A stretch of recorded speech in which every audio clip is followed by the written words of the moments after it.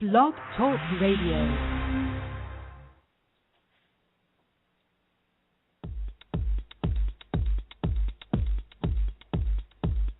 Raw living is a state of mind, a way of being in alignment with your body. Raw living means you put yourself and your body first. Your host, sidhu-robb, is the founder of Nosh Detox, located in the UK. They offer innovative raw food smoothies sold across Europe. You experience it in your skin, your body, and your mind. And now it's time for Living Raw Radio.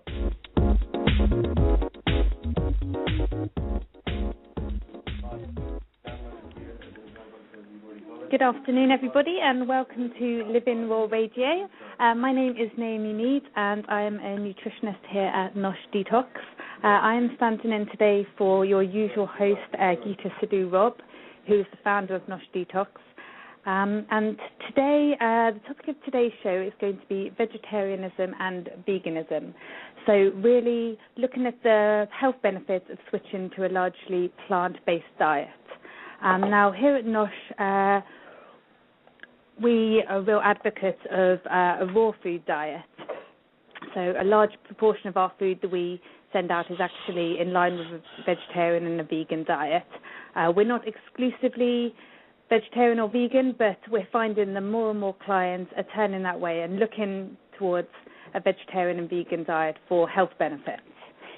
So what I want to do today is really just not to focus too much on the science, but actually talk to a couple of people who have changed their diet for one reason or another, either for ethical reasons or for health reasons, and have changed their diet towards a more largely plant-based diet. And I want to chat to them. I think a lot of people resonate well with actually hearing people's personal experiences as opposed to being told why they should eat this and why they shouldn't eat that. It's really nice to actually hear firsthand somebody's experience of what they've done with regards to their diet and how they have felt as a result. So we're going to be focusing on vegetarian and vegan diets. And if we look at the evidence for following this sort of food plan, I mean, it's really, really positive. Vegan and vegetarian diets are usually higher in fiber, they're higher in minerals such as magnesium, folic acid, vitamins C and E, and phytochemicals, which have really powerful antioxidant properties. Vegan and vegetarian diets typically are also lower in calories, saturated fat, and cholesterol. And typically, vegans and vegetarians, statistics show they actually enjoy a lower risk of cardiovascular disease, of obesity, type 2 diabetes, and some cancers as well. And this has largely been attributed to actually a higher intake of fruit and vegetables and the health benefits of this. Associations have also been made with whole grain consumption and whole grains and a decreased risk of cancer, of diabetes, and cardiovascular disease.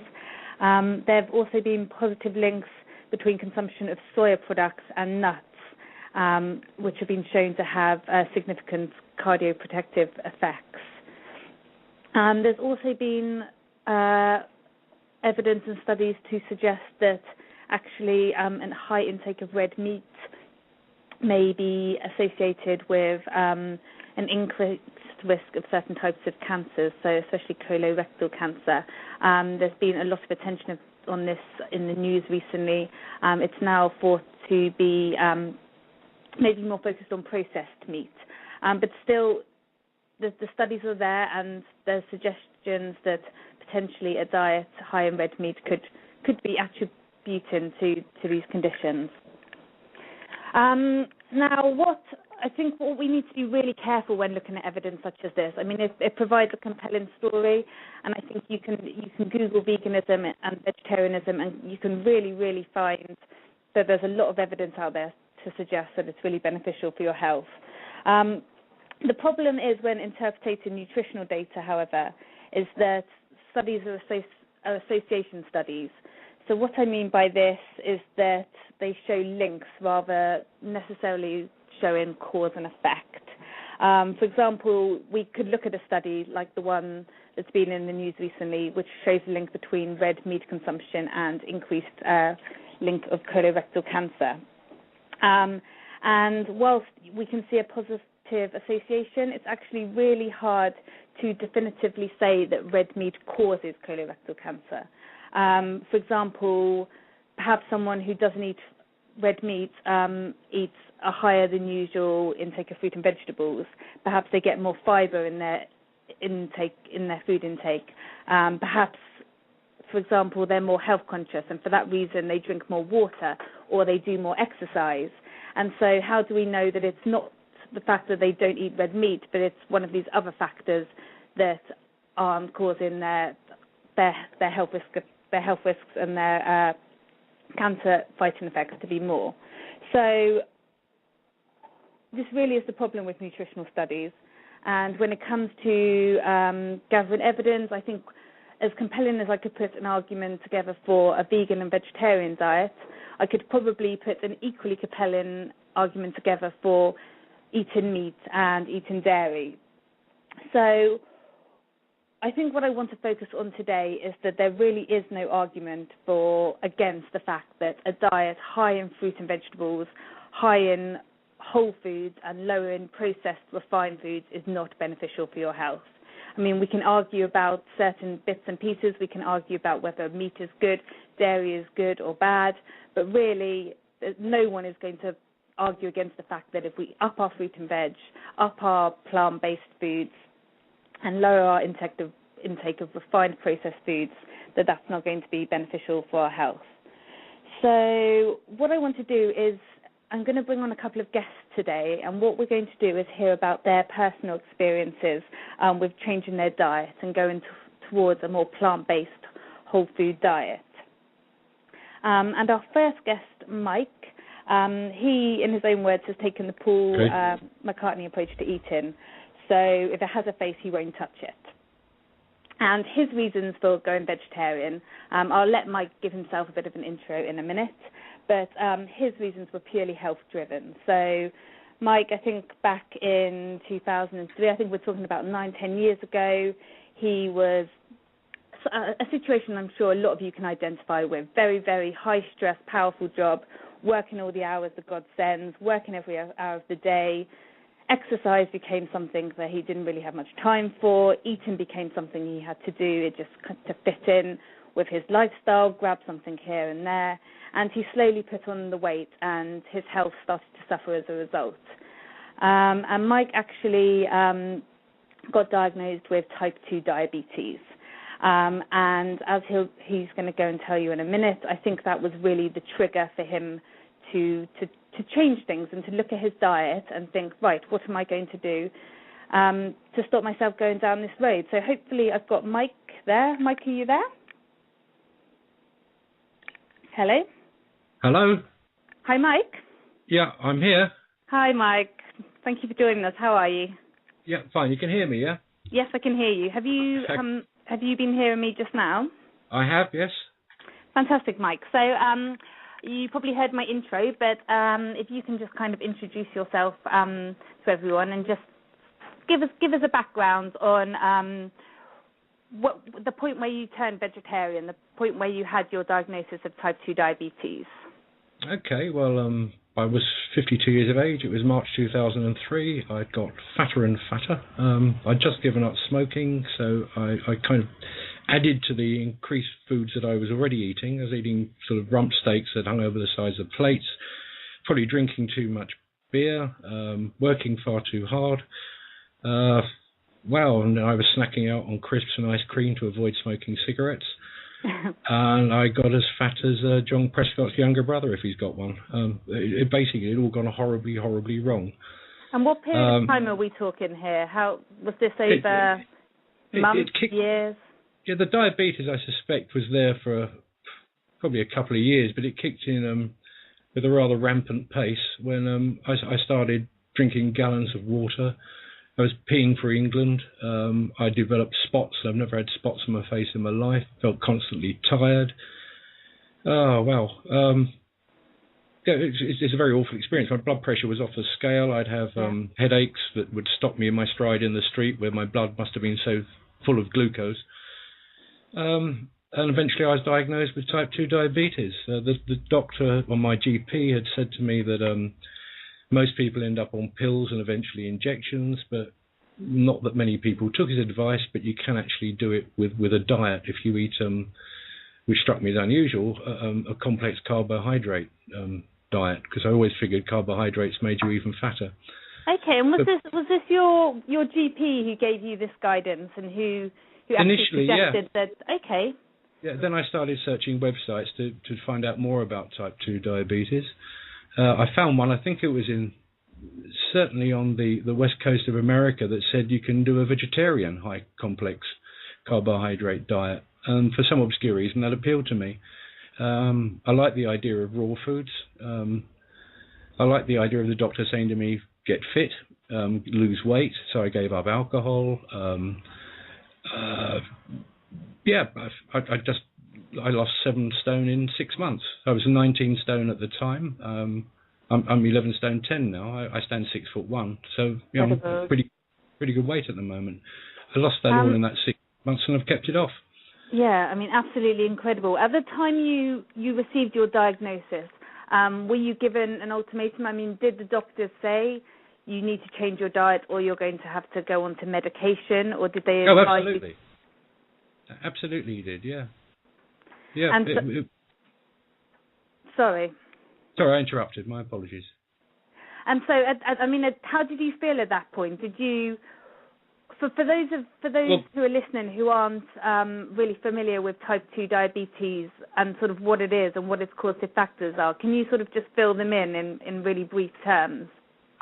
Well, basically, the insulin that your pancreas produces isn't doing its job. It's not sort of carrying the sugar around your body. You get an overspill of sugar into your bloodstream, which eventually ends up in your bladder, and you start visiting the loo a lot. In fact, in my case, even when I got my sugar levels back under control, that visiting the loo was triggered because I was drinking so much caffeine, which again, another doctor advised me about. Just said basically give up all forms of caffeine and you will cure this problem of going to the loo, which was making me suicidal at the time. For those who don't understand, I mean, when you get type 2 diabetes, as you said, your body just can't cope with the sugar that it's having to process. It's just not, the cells in your body can't take up the sugar anymore, and so you're getting really high levels of sugar in your bloodstream. And what that does is that draws fluid out of the tissues, which is why you're chronically thirsty and always going to the loo. Yeah. And as obviously you're aware, but just to let everyone else know, if those sugar levels are left untreated, then it can have a lot of long-term effects and quite dangerous effects. So. Oh, cracky, yes. I go for tests, a couple of times a year now. They stick pins in your toes to see if you've got feeling in your extremities, because it's the nerve ends at the extremities of your body that are at risk. If the blood's not reaching them, you almost create like a mini gangrenous effect, I guess I'd describe it as. Yeah. It's just a rotten thing to have, and anybody who's got themselves fat and they got into middle age, then I would say to them, go and get tested at a doctor, because you could have it without knowing before it actually. Yeah, no, absolutely, really good advice. So I just took up the mantra, have a passion for food, not a passion for eating.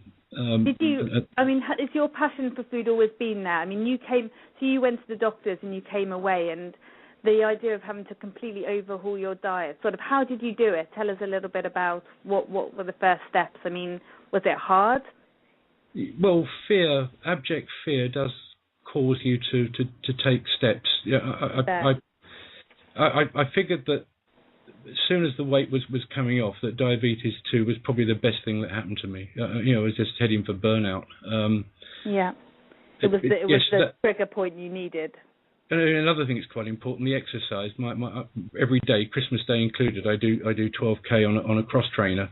First thing in the morning, 6 o'clock in the morning, I'm doing that. It sounds boring to a lot of people, but I used to travel to work 2 hours each way. So 24, 26 minutes on a cross trainer is nothing. But you can reduce your sugar levels. If you wake up in the morning with a last vestige of yesterday's glucose in your bloodstream, you can knock that blood count right back in say 25 minutes on a cross trainer. You can retest yourself before and afterwards, and you can find your blood sugars spot on where it should be. So exercise, I think raw foods are good. I'm quite a good cook, but I find the raw foods raw carrots taste nicer than cooked carrots to me, for example. And you can play around with lots of different salads. You can, tend to go for organic stuff. So you're a big advocate of raw food as well, not just vegetarianism, but a real raw food. Yeah, accidentally, really. That was a complete accident. It was just along the way I found that, it was making me feel really full. I didn't have to pig out on things. And as long as I eat, I go for my sort of dark rye breads and, so wholemeal stuff I cook for myself. Even if I eat a potato, which is rare, I'll eat it with the skin on. And I certainly would never fry anything ever again. So talk me through a typical day in your diet now. Sort of a homemade muesli for breakfast. Probably 2 or 3 small slices of rye with, really, I don't know, a little bit of Vegemite on it or something like that. Yeah. And in the evenings, it'll be an organic tofu. It might be lentils, with a salad, generally just a raw salad. Nothing processed. I've avoided processed because I think that was one of my downfalls. And feel a million times better for it. I feel fitter at 62 than I ever did at 52. I certainly couldn't have done 12 kone across Tainer at 52 and 19 stone. It just would have been impossible. And I had been very fit prior to... It's in my 40s. I think this happens to a lot of men, men particularly. Played sport all my life and suddenly you're working really, really hard. The world just sort of changes for you and you don't realise it's changing until... luckily, in my case, it wasn't too late. In the case of some people, it is too late. They're not around, but no, I mean, absolutely. And I mean, what was the support like you had around you? I mean, obviously, you overhauled your diet and you had this kind of trigger point and you had to change things completely. And obviously, how that has an influence on every aspect of your life because obviously you're not always just eating at home. You're eating out and you're going out with people, and to do something like that, you need the support of people around you. Did you find you had that? Well, certainly with GPs and nurses at doctors' practices, I found very good. But I tend to hunt alone. I mean, my wife was very supportive. Yeah. But running my own business, I just feel you want to hunt alone. I mean. Yeah. Yeah, it's yes, the support certainly from the NHS was superb. And say my wife would, if I got a bit depressed, would give me a kicking and things would work out again. I think it's encouraging to hear that you've had such a positive experience with your doctor and you had good, sound medical advice. I think we find sometimes that the people find that's quite a rare experience, and often as a nutritionist, I have people come to me who have been to doctors and have really only been given the medication route and are frustrated by that. And it sounds like that you had really good guidance from your GP that diet was actually really, really key. And you were given, from what I understand, I was lucky, some form of education on that.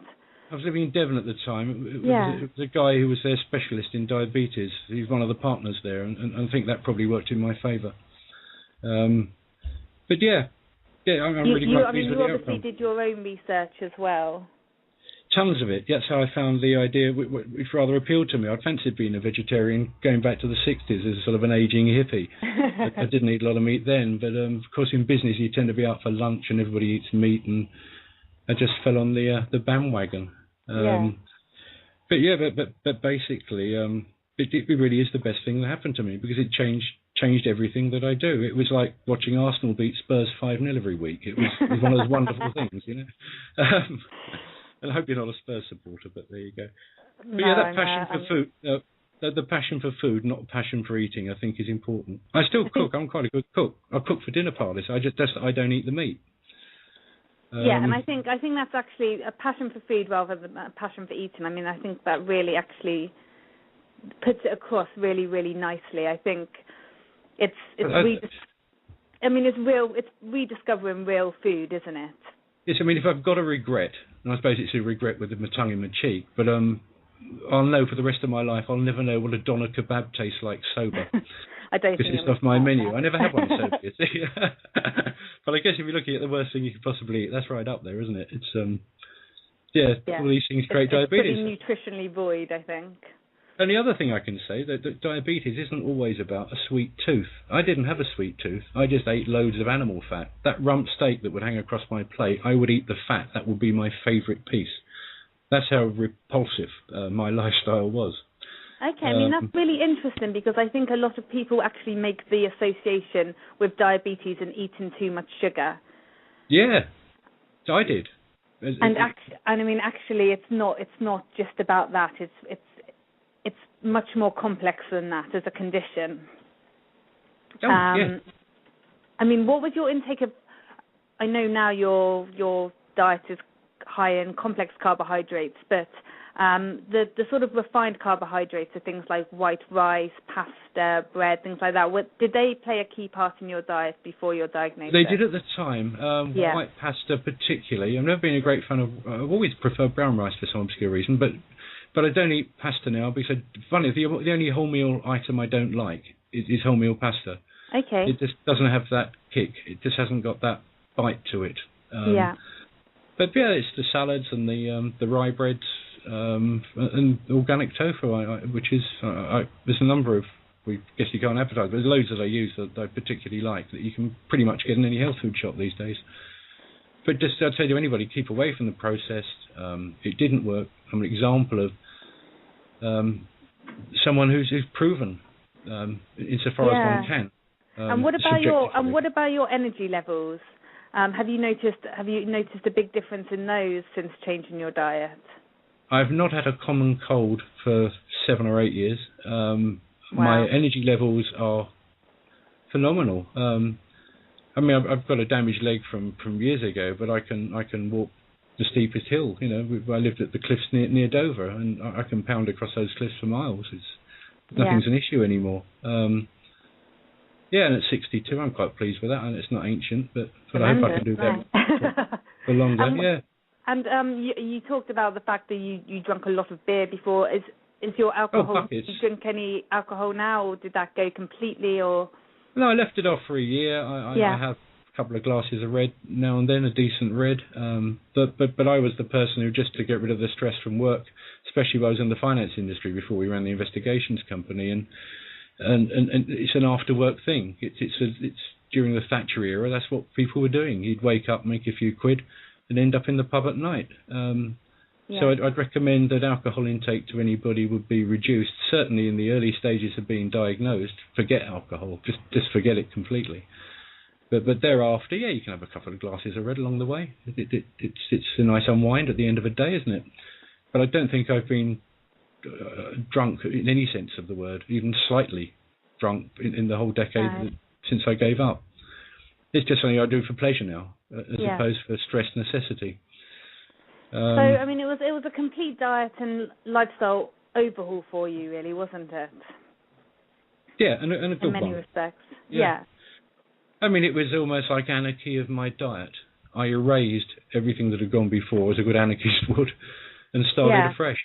Anarchy in the diet. Perhaps that's not a good expression. I mean, were you aware of the power of food and the really powerful effect the food has on your body? Did you have that awareness before this? If I'm honest, the answer to that is yes. It's just that I put it on the back burner. It's only when I was suddenly fearful, and fear does motivate, that I suddenly drew all the things that I'd learned, the new things I was learning together, and thought this new way of life is for me. Fantastic. And I think our family is fitter. You know, my youngest son is still with us. The others are much older and long gone. But my wife, her diet, I mean, she still eats meat, but I mean, she did really well. I mean, she lost a bit of weight. She didn't really need to, but she lost a bit of weight just through mimicking my diet, occasionally eating what I would eat. So what you've done has had a positive influence on the people around you as well. Yeah, you can have. Yeah, as long as they don't harp on about it, which I don't. You know, if I'm, so you've got to be a bit careful on those things of not sort of going on and boring people to death. So I've tried not to do that. I hope I'm not doing it to people now listening. No, I mean it's really, really interesting, and as I said at the beginning, I mean I can harp on about the health benefits and what the studies show, and be very, very dull about the nutritional benefits of turn into a more plant-based diet, but I think everyone resonates really well from actually hearing from someone who's done it and how they actually feel. Well, yeah, I mean, I wasn't that worried about meat before, but looking back, I know, I'm like the Paul McCartney phrase, which I really like, if it's got a face, don't eat it.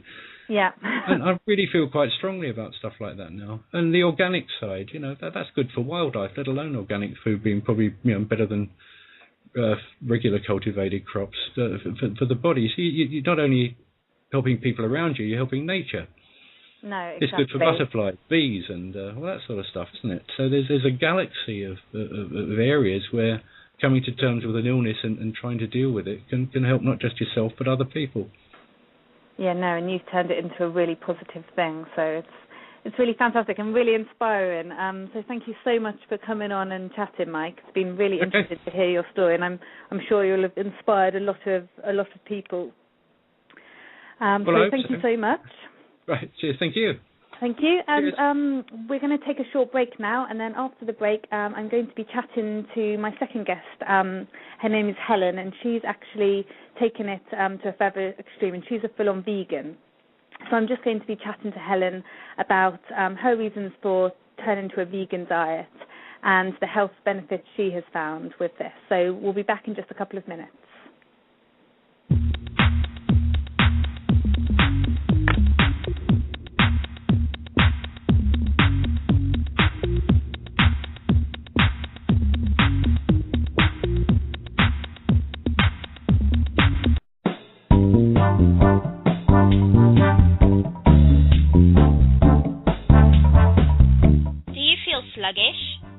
Bloated? Is your energy levels really low? Do you find everything that you eat goes straight to fat? My name is Candice, and I am the naturopathic nutritionist at Nosh Detox. I'm here to tell you that your body needs a rest. If that sounds like you are ready to try a Nosh juice fast. A juice fast is the most natural way for your body to detox, while providing you all the life-saving minerals and vitamins that your body needs and craves.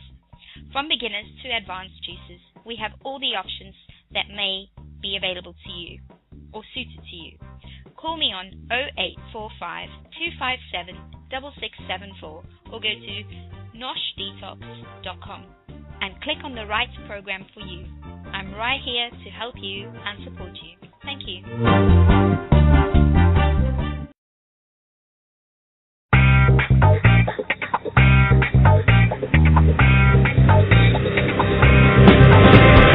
Nosh Detox is an award-winning company for your ultimate health improvement. Nosh Detox system works on all areas of the body, having dealt with thousands of clients whose health dramatically improved within days. For more details, visit noshdetox.com. noshdetox.com.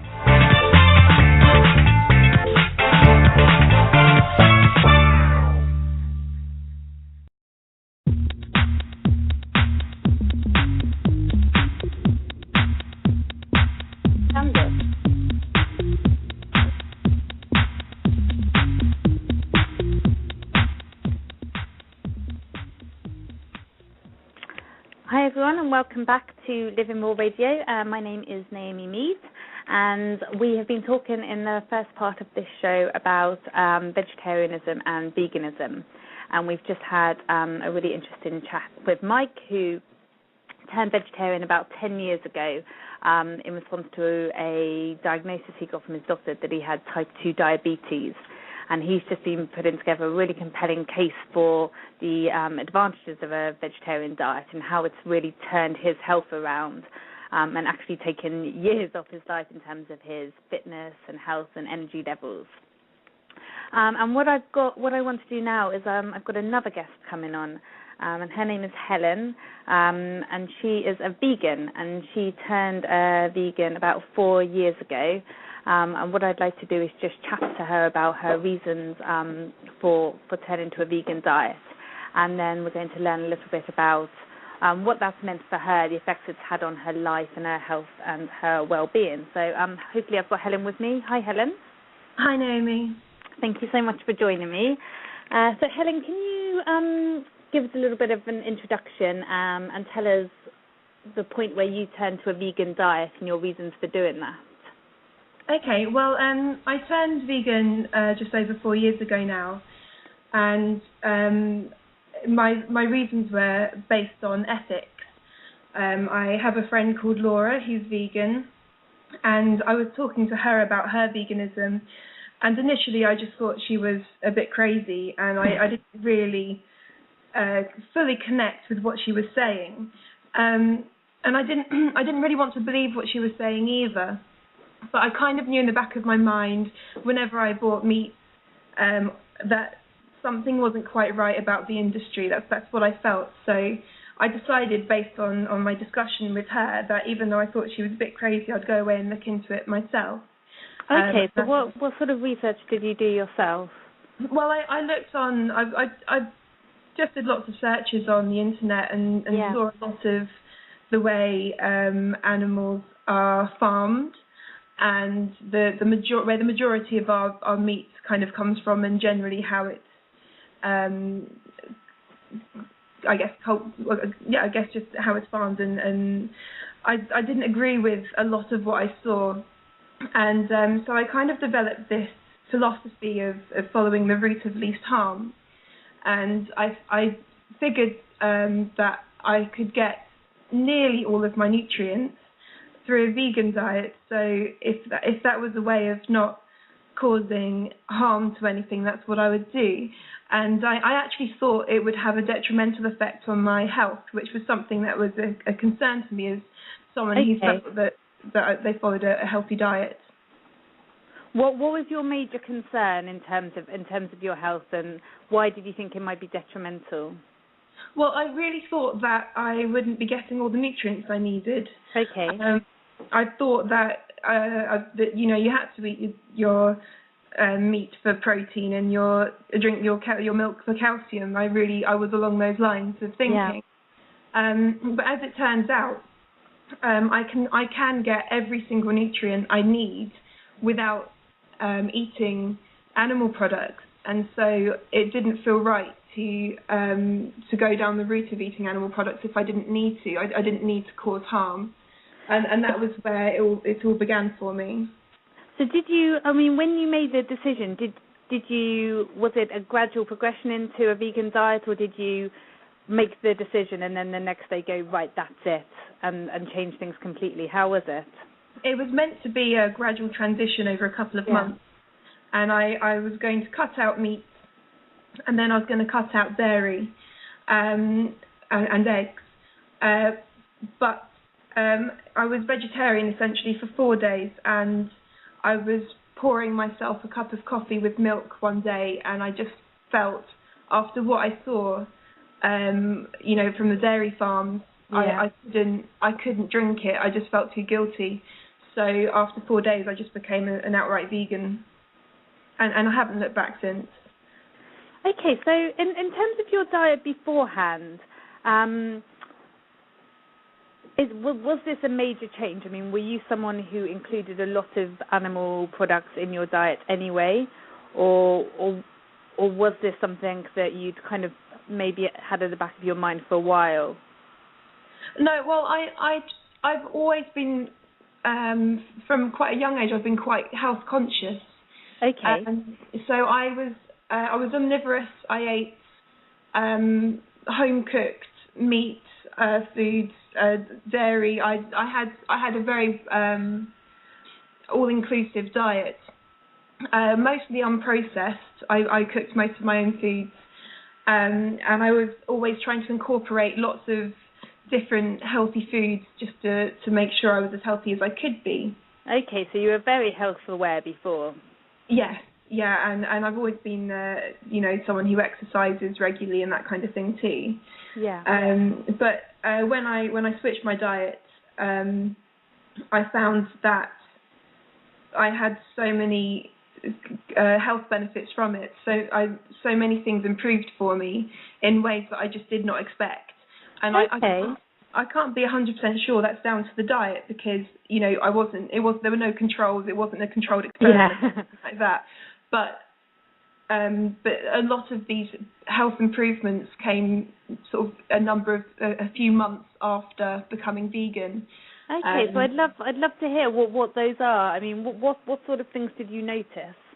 Well, generally, I found that what the biggest change for me was I was really suffering from the age of 16 with tiredness to the point that my doctor thought I had chronic fatigue syndrome, but I didn't press ahead to get a diagnosis because they couldn't offer me any medication, they couldn't offer me any treatment. All I would do was end up with a label, and I didn't want that to affect any future job prospects and things like that. So I didn't press forward with that. No, of course. I was really struggling with tiredness. So I could barely keep my eyes open. I was dangerous driving. It was really affecting me every single day. That went about a month or two, well, perhaps more like 2 months after I became vegan, and I now just suffer with normal levels of tiredness if I've overdone it or had a late night. Other than that, I'm a perfectly normal functioning human. You know, that really changed. That's incredible, and that you attribute to your change in diet. I mean, nothing else significant changed in your life around that time. Nothing else significant changed in that time, and I've dealt with high levels of stress since being vegan for other reasons. And yes, I do get tired on occasion for various reasons, but you can normally attribute it to something. I don't get unexplained tiredness anymore. And I have. That's really incredible, isn't it? It made such a difference to my life. It really did. When you're tired all the time, it's so debilitating, and I can't even begin to explain or convey how debilitating that can be. But no, I kind of came bouncing back, which was really nice. Of course, I think that level of tiredness is only something you can truly understand if you've experienced it yourself. Because it really affects every area of your life, doesn't it? Absolutely, and I was aged 16 to 24 suffering with that, and I became vegan at 24, and that's not really an age range I would say I should have been suffering so badly at. No. But yeah, since then I've not really suffered with that, and there was a list of other things. So generally my skin improved. I do occasionally get coughs and colds, but for the most part, over the past 4 years, I've had very few illnesses, especially compared to before I was vegan. Wow. I used to get coughs and colds all the time. If there was anything going around, you could guarantee I'd catch it. Whereas now that's not the case. At most I might kind of feel like I might be getting a few slight symptoms, but they never properly develop. I rarely kind of develop into a full-on cold or illness. So your immunity's definitely improved. Yeah, it does feel that way, and that again was the thing that happened soon after I became vegan. It just seemed to tail off the amount of illness I was experiencing. Yeah. Have you noticed any different in sort of your digestion or any sort of digestive symptoms, or was that not really anything that was ever an issue for you? No, I can't say I've really noticed a big difference in problems with digestion. If I'm honest, I can't really remember. If I had, but there was no kind of major issues there. Just another thing I noticed, which I really wasn't expecting, and I don't know if this is attributed to the diet, but this happened about 4 months after I became vegan, was I stopped experiencing PMS. That really dropped off. I used to get PMS just perhaps the same amount as most other girls do, and that really dropped off as well. Fantastic. Wow. So you really experienced changes in many areas of your health. Yeah.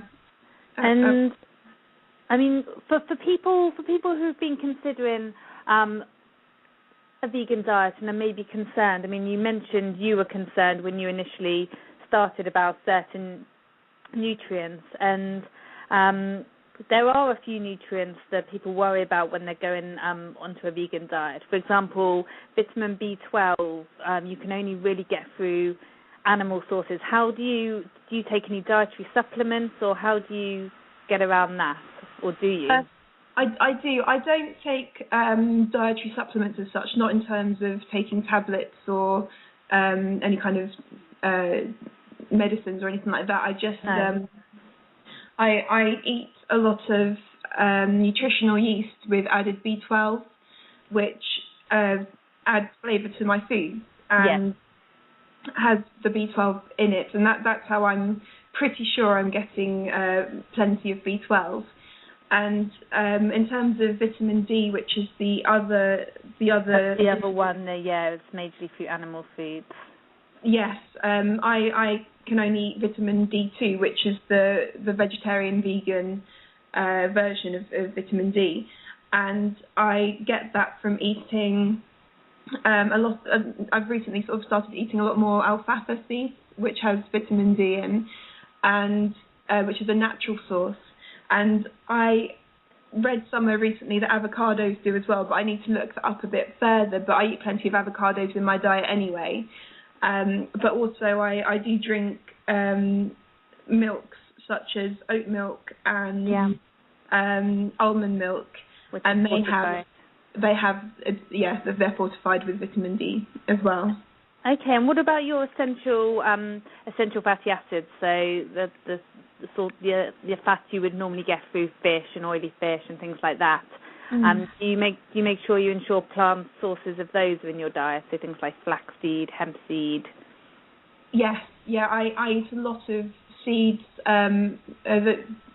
flax and hemp, and a multitude of others, and also a lot of nuts. I'll eat a range of raw nuts, and I eat plenty of oils and avocado. So I get a good range of fats. And actually, in the past 6 weeks, I've kind of converted to a more raw food diet.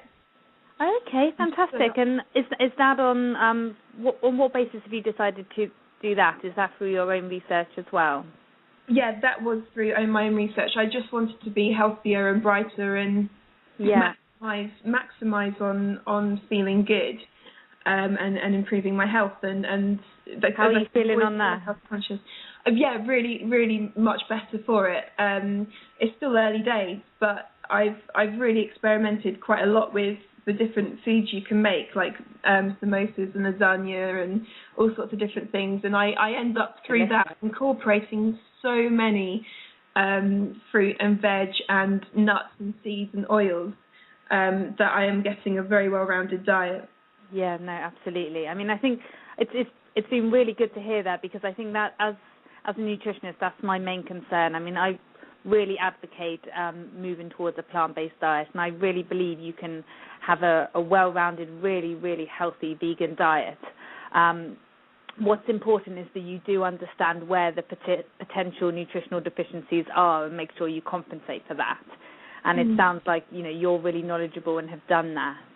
And I think that's a really good example for people who are listening, who may be considering going onto a vegan diet, is just to make sure that you do seek that advice, either by doing your research or going to speak to someone, and just finding out where potentially you may be missing out on things, to make sure you get them into your diet. Because, I mean, really, a vegan diet rich in fruit and vegetables and whole grains, it's just bursting with everything you need, and the levels of nutrients you can get are unlike following any sort of other diet. But it's just finding out where those things are and making sure you supplement them into your diet. I mean, how easy did you find it to make the change? Did you feel that people around you were supportive? Did you struggle when you went out to eat, anything like that? Initially, there was a bit of a struggle, because the people around me were also concerned that I wasn't going to get all the nutrition I needed. They felt that it was a inferior diet, and I had to sort of attempt to educate them once I'd educated myself. But also, when you become vegan, if you're doing it for ethical reasons, sometimes just by virtue of being a vegan, you can make other people feel like they're doing something wrong, even if that's not your intention and you're not even talking about it. Yeah, it's a little bit like when you're not drinking a glass of wine and you go out with a friend and they feel uncomfortable having a glass of wine. Yeah, I mean, I guess if you thought there was something absolutely fundamentally wrong with drinking alcohol, and they're drinking alcohol, then you're just by being there, and even if you're not saying a word, you're kind of suggesting something, they're doing something wrong. Well, that's how people feel, and initially it wasn't that well received, but now it's, my friends accept it, and if I go around their house or whatever, they'll cook for me, and it's not quite the same anymore in that sense. It's much more accepted. But going out, that's the thing. When you first become vegan, it's a bit of it seems like a bit of a challenge. Like, what am I going to eat? What am I going to eat when I'm in a rush and I just need to nip into a shop and buy stuff as quickly as possible? But you work it out. Once you've looked at enough packets and you know what's okay and you know what's not, it becomes so easy. It's not an issue for me to rush in and out of most shops and buy something, and it's not difficult to go. I mean, I go to all sorts of restaurants and eat I can eat a very nice meal without too much trouble, and I can talk to the chef or ring in advance if I have to, and if it's an establishment I haven't been to before, and quite often I'm accommodated for it. It's very rare that I've ever been turned away. Yeah, I think it's becoming a lot easier now, not just for veganism, but for people who are on specific diets like gluten-free and dairy-free. I think we are eventually moving with the times, and you can now go into your sort of local coffee shop, cafe, restaurant, and generally most people can get what they want, and you've experienced that. Yes, definitely. Yeah, if you know what to ask for. You kind of learn the patter. You know what to specify so that you don't kind of end up with a vegan fail as such, where someone feeds you something non-vegan. You kind of work. You find out the pitfalls as you go along, but it seems like a difficult task, but it's not that difficult. And actually, people think, what am I going to eat? I'm really restricting my diet. But actually, when I became vegan, I ended up finding it so exciting, because I was cooking so many different new foods and trying so many different foods all the time. It really kind of made it a lot more exciting and interesting, and it was an enjoyable experience. And do you think you will be vegan for life now? Yeah, I mean, you can never say never, but I can't see me going back. I can't see me going back to a standard of health which I'm not happy with, and I can't see me going back on my ethics, because I guess also the other thing about being an ethical vegan is when I became vegan, I kind of started feeling, for want of a better word, I started feeling a bit more virtuous.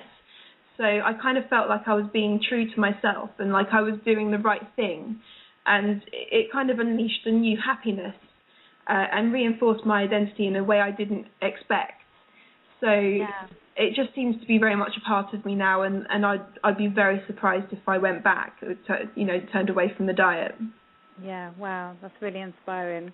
Well, thank you so much, Helen. It's been really, really lovely and really interesting and inspiring to talk to you. And I'm sure that everyone who's listened, I think you've really put together a really, really compelling case for moving on to a vegan diet. And it's been great that we've been able to kind of identify some of the potential shortfalls and how you've handled those as well. So thank you so much for coming on.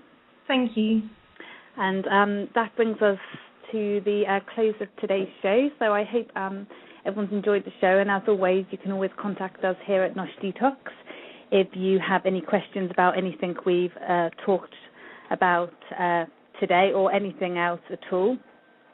So this has been Living Raw Radio. Please do remember that we are here every Thursday at this time, and next week your usual host, sidhu-robb, will be back with you, and we will shortly be promoting what the topic of next week's show is going to be, so do keep a lookout for that. And this show and any other show we've done in the past is available to download on iTunes, so please go to the website, the Nosh website, which is www.noshdetox.com, and you will be able to get information of all of that. Okay, have a lovely evening, everyone. Thank you for listening. Bye-bye.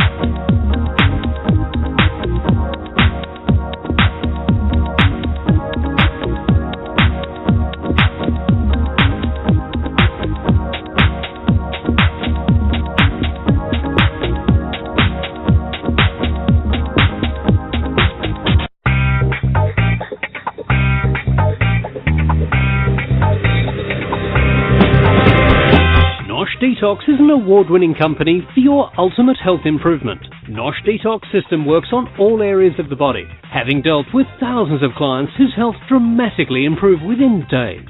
For more details, visit noshdetox.com. noshdetox.com.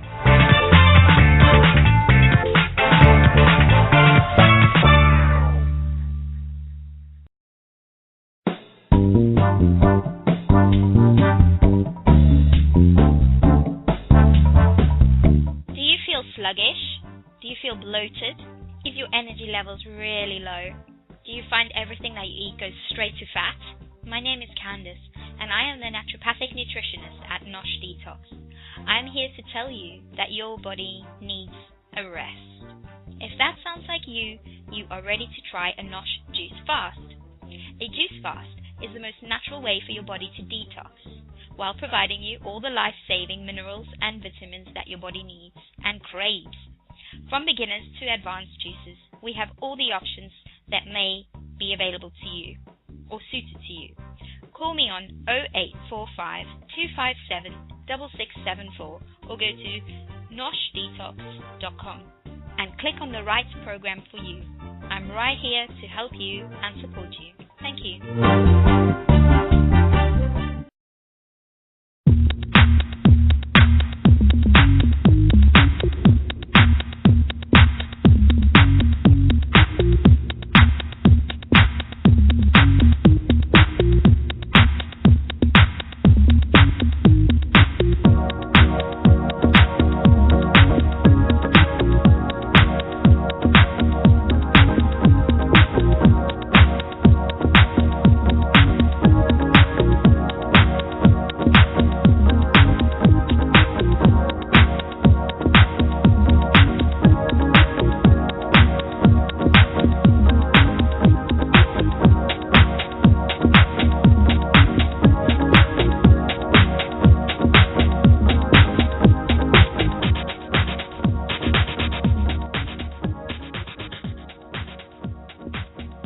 You have been listening to the Living Raw Radio programming. All shows are hosted and provided to you on blogtalkradio.com. Please listen next week where you'll get more vital information from Living Raw Radio and our host, sidhu-robb. Until then, live life to the fullest. But remember, living raw is where it's at. Have a great day.